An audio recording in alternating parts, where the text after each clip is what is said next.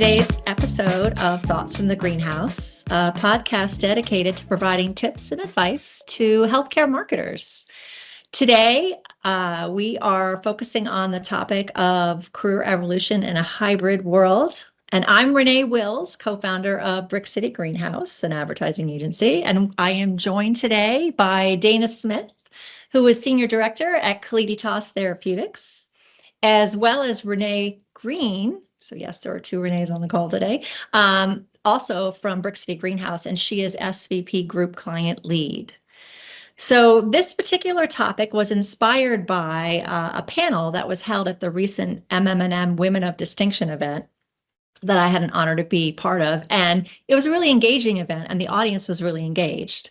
And when we talked about that, we said, you know what, this would be a great topic for a podcast. And we deliberately said, let's bring a mixture of folks with different backgrounds who work in different settings so that we can come together and talk about like what we have in common and things that are different, and what are some of the challenges and what are some of the benefits of working in today's world. So maybe we start with just talking a little bit about where we're at to give context for our listeners. So Dana.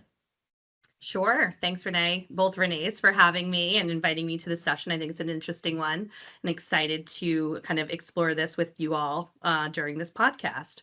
But today at Calliditas Therapeutics, we are a small pharmaceutical company that is headquartered here in New York City.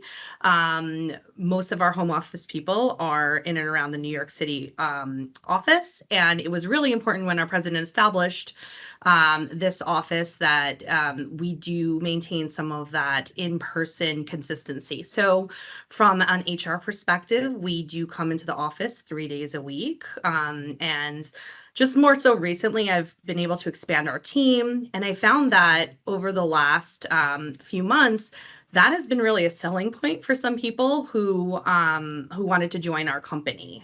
One of the number one questions I had gotten during the interview process was, how often do you come into the office? So there definitely are people out there that are still working in this very hybrid environment. And it was an important aspect for me, as I live in New York City, to have an office that I can come to and collaborate with others. So at Calliditas right now, we are hybrid. And so for us at Brick City, I mean, we are 100% remote. We've been remote even before the pandemic. But for myself, I joined Brick City about 4 years ago, and I was coming from a 100% in-person environment to a 100% virtual environment. COVID kind of compounded that, but the transition was very interesting and something that I fully embraced and have come to love in terms of the flexibility that it provides us, as colleagues. And, the opportunities to really work collaboratively in this virtual environment, but also finding those opportunities to connect live and in person, because I really don't, at my core, believe that there's anything that sort of replaces that face-to-face communication and that face-to-face networking. So we do have to be quite intentional about how we find opportunities to do that, but it's working really well. Cool. Well, I'm with Renee. The Renees have a similar experience where I was probably, unless you count my pharmaceutical rep days, always in an office. I'm used to going to an office. And so when we started Brick City Greenhouse, we rapidly realized that why are we doing this? And we became fully remote before remote was a thing. So we became remote before COVID. And you could say that perhaps like that prepared us for COVID. I don't know. I don't think we had that in mind when we stopped coming into the office. But I love the remote environment. But I share, I totally get where Dana's coming from, and I totally get where Renee is coming from, and the points that you guys made. I think they're excellent ones. Like there is a place for in person, and there's also, and I think perhaps COVID kind of helped us all sort of realize and do some self-reflection. And I think I'm a big proponent of self-reflection. Like, what do you as a person, where do you thrive? Like, there are those amongst us who get energized by, hey, I have more time. I don't have this commute. I can, and you're highly self-motivated. But then there are folks who really need the office environment. And then there are those folks who have the perfect sweet spot right in the middle, where you can have some of both. And I think that's what Dana's describing. So, this world has more choices than ever. And I think it's like super wonderful that we can decide which is the right environment for us, which in my belief is part of really advancing in your career is like finding that right environment. So let's switch to let's talk a little bit about the environment that we are in today, and talk a little bit about the benefits of either, being remote or being hybrid a little bit, and how you can leverage that in your career. Dana? Yeah, sure. So there definitely are benefits to being hybrid, and I've certainly have embraced that. And I think where you are in your career, that may change over time, as we talked about.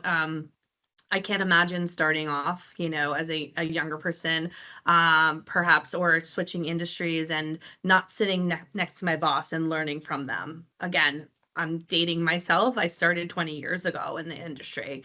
However, you have to find different ways to communicate, and different ways to maximize your time with your boss. So I think some of the benefits include, if you just need some thinking time, kind of, you're maybe able to do that a little bit more when you're out of sight, out of mind. I know the way our offices are set up here. I know the days that I'm in the office, I'm going to be tapped in the shoulder and asked a random question, or there's going to be a sidebar water cooler conversation. Those are the benefits of being in office, but it's also the negatives, right? I know I'm less productive when I'm in the office.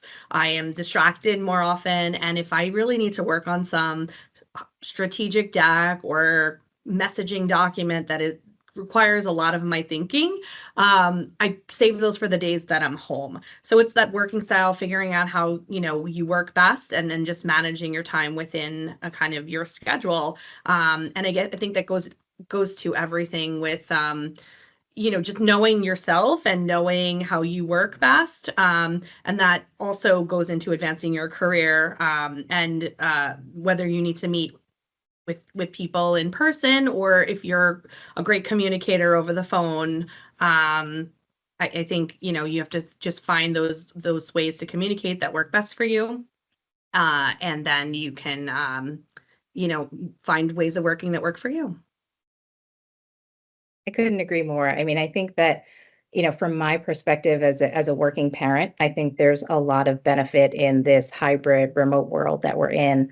Um, the fluidity I think that it provides in terms of sort of flexing from that work to home life, and the ability to really work within the hours that you need to, right, to get your work done, and having the trust of your leadership and your colleagues that, the work is still going to get done, although we're trying to, balance obviously things in our personal lives as well. And I think one of the things that I've definitely been able to shed is sort of that stress, right, at the end of the day that we typically have, in terms of like, well, I've got to book it out of the office because I have this thing, with my child. And here it's an ability to sort of wind down a little bit more smoothly and transition into that next phase of whatever my evening entails. But I think that also requires a lot of communication and trust with our teams, right? In order to ensure that, we're letting folks know where we are and what we have going on, so that as a team we can still get things done, because obviously in an agency world it's a highly, team oriented and matrix environment. And so that communication, I think, becomes that much more important in order to help level set that trust, and ensure that everyone sort of knows what the other hand is doing. I love what you just said there, because when I think about it, I feel like it's easier to be like one whole person, that super mom thing a little bit. It's actually more attainable. I don't know. We all strive for that, right? Here, but and whether you're a mom or you're not a mom, it gives you more continuity between that personal you and the professional you. Like I threw out, like I have one to-do list now. And so I don't have to have separate to-do lists. I'm one person, and whether I'm at work or whether I'm at home, I have things I need to do. And in today's environment, and I also think it's important that you get an environment that likes a trusting environment, but in today's environment, it is more possible to just take a look and say, okay, well, when does it make sense to do this? When does my team need me? When does my child need me? Some people just go for a run in the middle of the day. Like, those things are all possible now, because you can be more a whole you. You can strive, I think, for a more fulfilling life. On the other hand, the flip side of that is, if you don't manage that well, it can become overwhelming. So like at its best, it means we can kind of achieve our dreams and have this really balanced life. At worst, it means we don't know when to turn off something, or we're not available when somebody from work needs us because we're doing something personal all the time. Like, there's got to be a balance. And it constantly requires like rebalancing, because there are points in time where something needs to take priority, and being able to shift gears and all that stuff. So I don't know. I love it. I think it energizes me. It means that my days are never the same. I kind of one of those people that thrives with sort of like spontaneity and not knowing what's going to happen in a particular day. So I don't know. I find that this world like gives me that opportunity. I definitely agree with you, Renee. Energy is definitely the word I would use as well. I find myself kind of looking at my work week, deciding kind of what days I'm going to go in the office, what days, I'm not, if we have that flexibility that week. And I'm energized by the fact that it is not the dreading, commuting to work 9 to 5, Monday through Friday. I like that variability. So I definitely agree with you in that aspect. So the energizing thing, when I think about career advancement tips, being jazzed about what you're doing is one of the best things you can do. I mean, who doesn't want to work with somebody that is energized, no matter what you're doing? Your team wants to be around you. Your boss wants to spend time with you. Your boss thinks well of you. If you have clients, that's what they want. They want you to be excited about their business. So if you're energized by what you do, that superpowers your career. So I would, counsel folks to figure out what does energize them and go after that, create that situation, because that's some of the best rocket fuel for your career that there ever existed. I totally agree with that, Renee. And I think even more so in sort of this hybrid and virtual environment, finding ways to let that shine, right? Because we're not in person with one another. A lot of times we're communicating over Zoom, over Teams, and it's all of this video and sort of email communication. So how do we let others really experience, who we are, what excites us, what gets us up in the morning? I think it's even more important to be able to share and have that openness with your colleagues so that they too can sort of sense, sort of that vibe that you have. I love that. So we've been talking about a lot of the benefits, and we've also talked a little bit about how some of the benefits have like a flip side. It's kind of like too much of a good thing can be a negative thing. But let's talk a little bit about some of the challenges and how you might overcome them. I think one of the challenges I can speak from, being 100% remote is, trying to find those opportunities to connect in person. I think on the Brick City side, we're very fortunate that many of us do live in sort of the tri-state area and a drivable distance where we might be able to meet for lunch or meet for dinner so that we can have those in-person opportunities. Some of us even go to each other's homes and work during the day so we can collaborate on projects. And so I think that while it's a challenge, it's also an opportunity, right? Finding those times and those ways to be intentional about connecting with people, and really finding the opportunity to do so. I love that Yeah. word intentional. Oh, Dana, go ahead. But I was just going to riff on intentional because I think that's such a big theme, but you go for it, Dana. Yeah, and you do need to be intentional, because in a hybrid environment, and we work with field-based colleagues on the marketing team too. We have thought leader liaisons or strategic marketing liaisons. Their weeks could be set well in advance. So again, you have to determine, especially as a manager, kind of what are you going to stand for? Is it going to be quarterly kind of touch bases in person? Is it a once a year larger kind of meeting? And just, be respectful of people, because there are less boundaries these days with, a 9 to 5, Monday through Friday. People are working sometimes over the weekends, or they're more of a night person, so they start their day later. So I think it's going back to the intention. What do you want your team the team culture to be? And then just be a very proactive planner.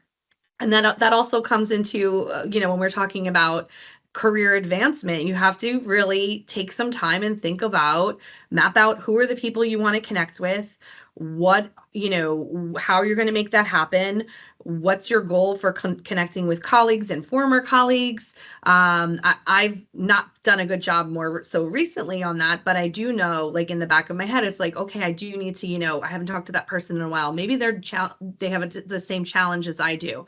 I should reach out to them, etc. So just have to be intentional, and planning will come into kind of play, both career-wise and then just personally with your team. Dana, you had mentioned that water cooler kind of thing, or somebody taps you on your back, and yeah, you're a little less, like, you get a little less done when you're in the office. But all of those interactions that happen are invaluable. So if you're remote, you need to figure out how you're going to replace that.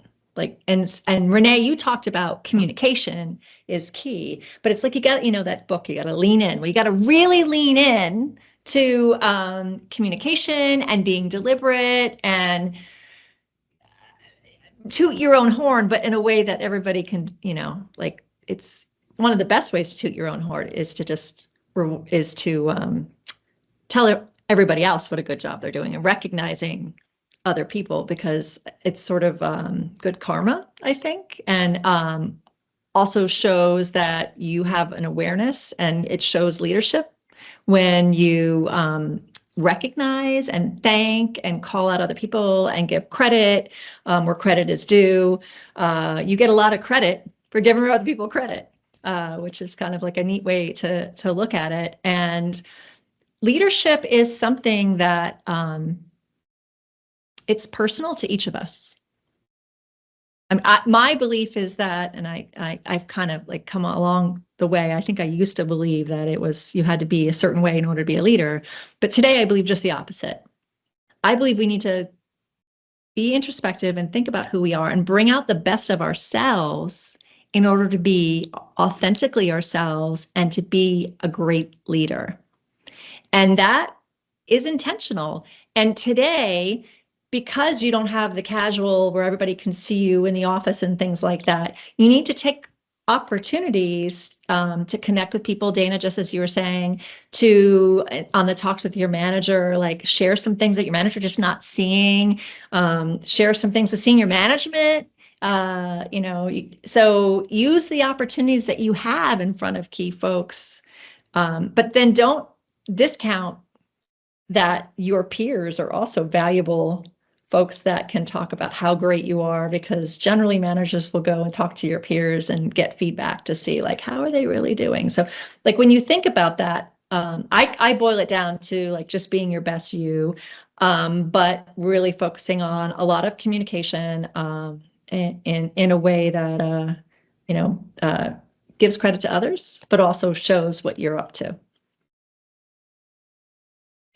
So let's talk a little bit about career advancement. I think what's interesting is let's take it from there was a remote world, and then we were all fully remote in COVID, and before that, most of us were fully in the office, and now there's more of this hybrid environment. When you think about career advancement and the usual tips that you heard pre-COVID and all that kind of stuff, like, what do you think still holds, or what do you think is different? What do you think are the best career tips for the world we live in today? I think a lot of the same principles kind of remain. It's just maybe being a little bit more proactive, or calling out some things that maybe that may not be recognized to somebody who doesn't see you kind of in office, or seeing you working crazy at your desk, for example. For career advancement, I think the same principles hold. Be proactive about kind of where you're going and why you're going that place, and make sure people are aware of where you want to be. Hold check-ins with your boss that are dedicated to your career advancement. Don't just, gang them up in the everyday, one-on-one weekly check-in. Take a look at your goals for the year, maybe quarterly. Give your boss an update on, how you're performing towards those goals. I think whether you're working in person or kind of hybrid, the same core principles remain, and you may just need to be a little bit more proactive or visible should you be in a hybrid environment. But again, the same things that you're going to be talking about with them are, are going to can be done virtually or in person. Yeah, I would agree with that, Dana. And I think you hit on one thing that I was top of mind for me in terms of those one-on-ones that you may have with your manager or leadership. I think in sort of a virtual or hybrid environment, sometimes we get a little overwhelmed with sort of meeting overload, right? We find ourselves back to back, right, in a series of meetings. And it's very easy to sometimes cancel those one-on-ones because your brain just is fried, right? And you just need the mental break, or you've got some other priority to take care of. I think ensuring that you sort of hold to those one-on-ones, to your point, and making sure that you are carving out time to talk about where you want to go with your career and how you see yourself getting there, and making that as much a priority as you do all of the other meetings on your calendar, I think is something that people should really, strive to hold near and dear and protect that time. I love that. And I think we should all take control and personal ownership and accountability for our career. It's not something that just sort of happens. You got to make it happen. Sometimes you might need to ask for a raise. Oh, all the bosses out there are going to hate me for that. Sometimes you need to ask for what you want, which you also sometimes need to ask for help. I think as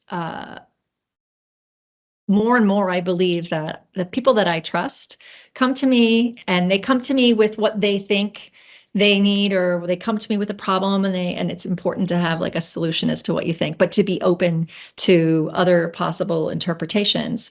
But importantly, they come to me when there's a problem and I need to know it. Like the best managers or the best individual contributors are very competent at what they do, and you know when to share the good news and the bad news, and you don't hold back.